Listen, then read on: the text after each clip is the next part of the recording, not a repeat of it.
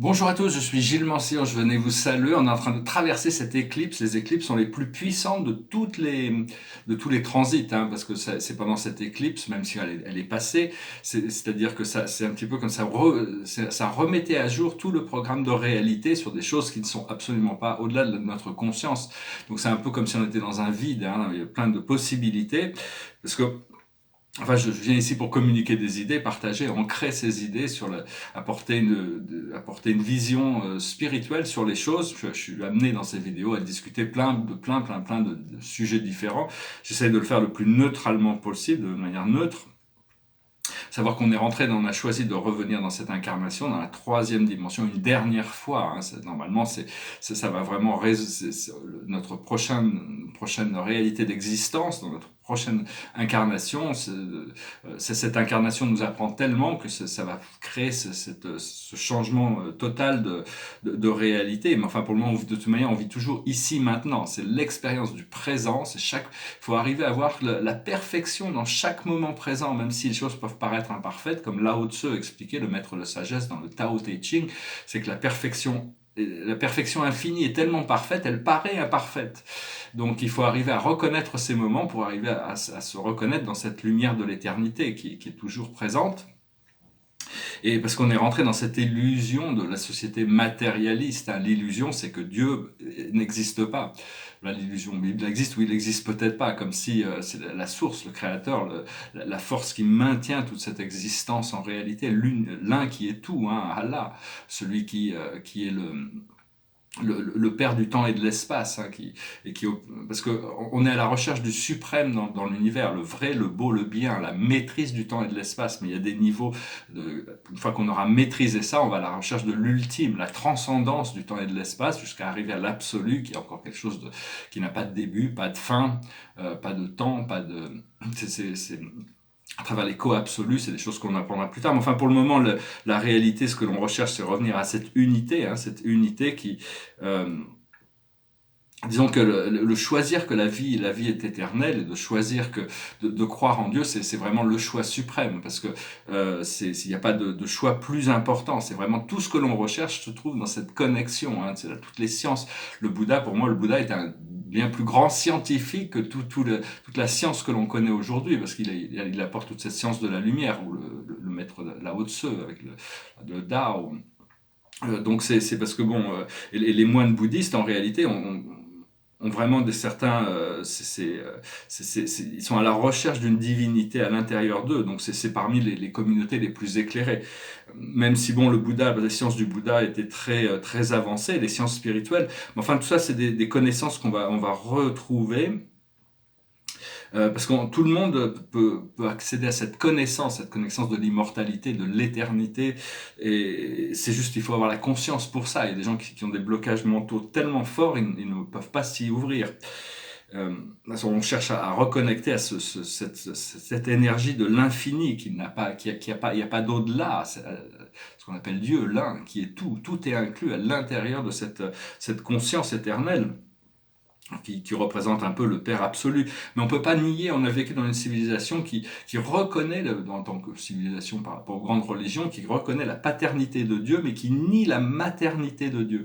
Et ça, c'est un petit peu, c'est ce que l'on doit retrouver, c'est revenir sur le divin féminin doit être réintégré pour s'harmoniser avec le divin masculin, c'est-à-dire la logique avec l'intuition, le réceptif avec le créatif, le mental avec l'émotionnel, c'est-à-dire on ne peut pas nier ces parties de nous-mêmes, on doit les équilibrer.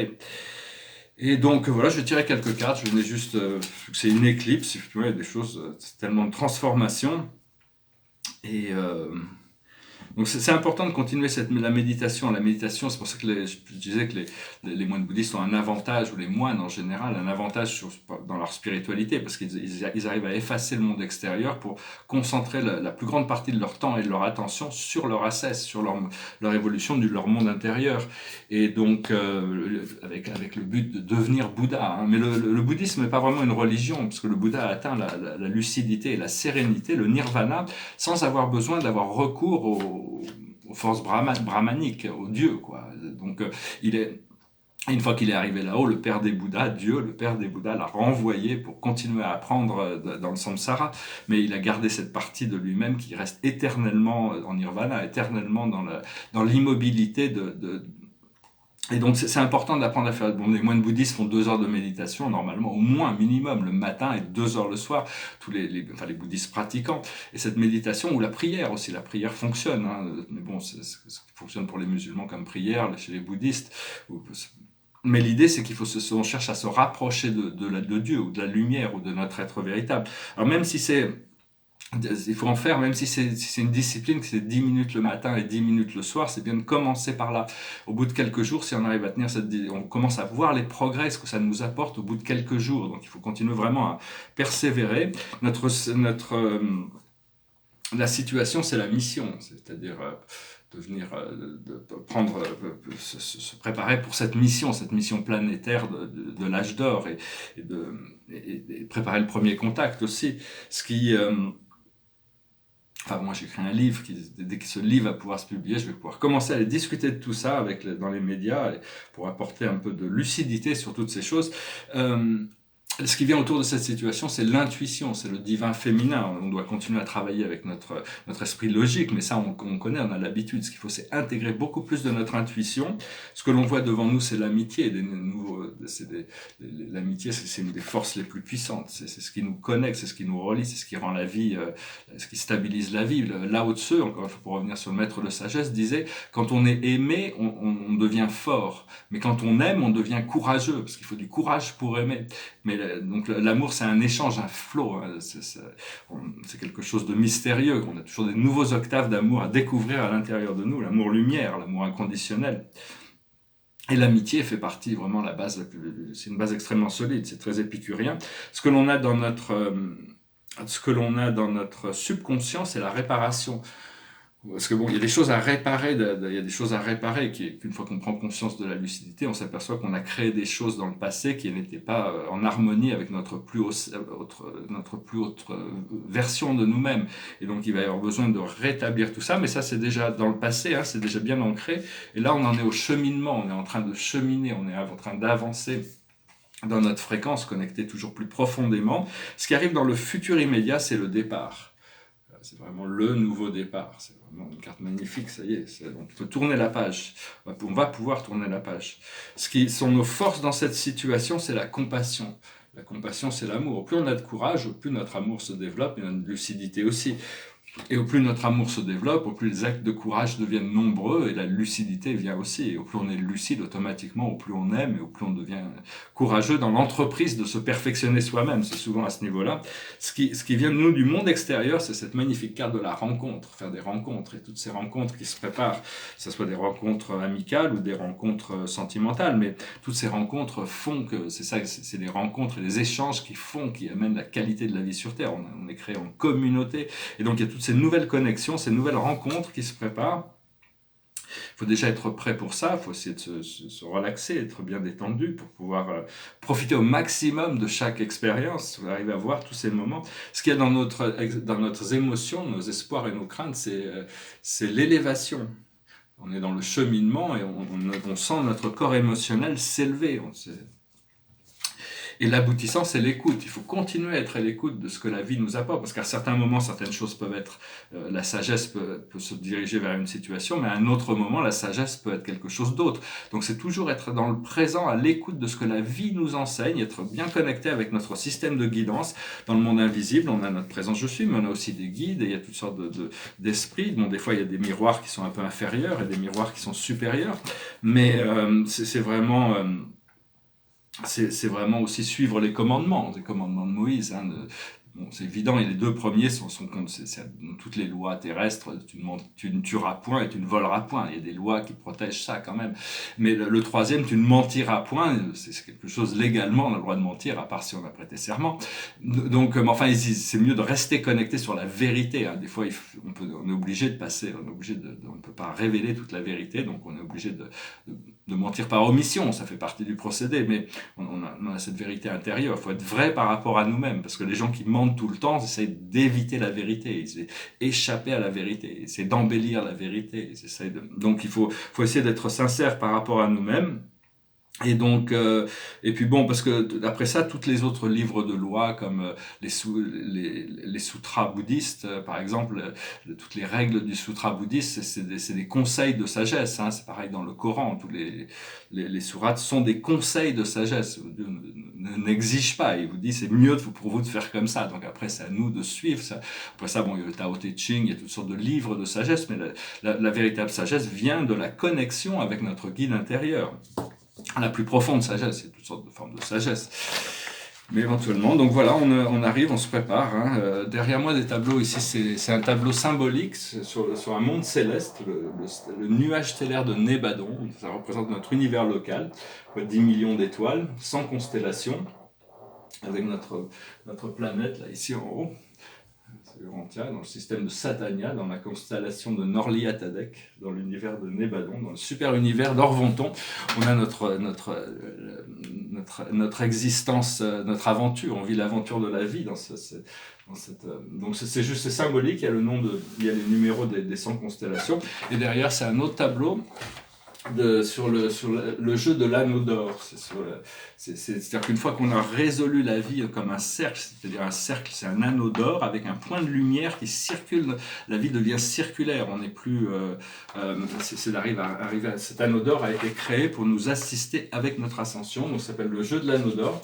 Et donc il y a une sorte de personnage qui regarde dans cet anneau d'or, qui a cette lumière allumée, et au-dessus il y a le symbole du cœur émeraude, hein, Régulus et Sirius. Régulus et Sirius sont des planètes qui maintiennent cette ascension, avec le symbole du suprême, de l'ultime, de l'absolu, cette sorte d'archange avec la tête violette. Donc c'est un tableau assez complexe, moi j'aime bien. Donc voilà, je vais chanter une chanson qui est une chanson peut-être pas forcément facile à chanter. Mais ça parle d'une éclipse, donc vu qu'on est dans l'éclipse, je pensais faire une chanson sur une éclipse, donc ça me passait par la tête. Donc, voilà, je vais vous saluer. Et goes like this. Turn around, every now and then I get a little bit lonely and you never come around. Turn around, every now and then I get a little bit tired of listening to the sound of my tears. Turn around, every now and then I get a little bit nervous that the best of all years have gone by. Turn around, every now and then I get a little bit terrified when I look in your eyes. Turn around, bright eyes, every now and then I fall apart. And I need you now, tonight, and I need you more than ever. If you only hold me tight, we'll be holding on forever, and we'll only be making it right, 'cause we'll never be wrong. Together we can take it to the end of the line. Your love is like a shadow on me all of the time. I don't know what to do, I'm always in the dark. We're living in a powder cake and give out spark. I really need you tonight. Forever's gonna start tonight. Forever's gonna start tonight. Once upon a time I was falling in love, but now I'm only falling apart. There's nothing I can do, a total eclipse of the heart. Once upon a time there was light in my life, now there's only love in the dark. There's nothing I can say, a total eclipse of the heart.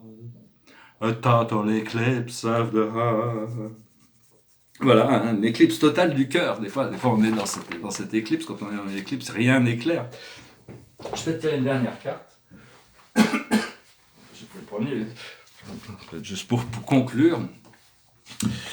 Voilà, un dimanche,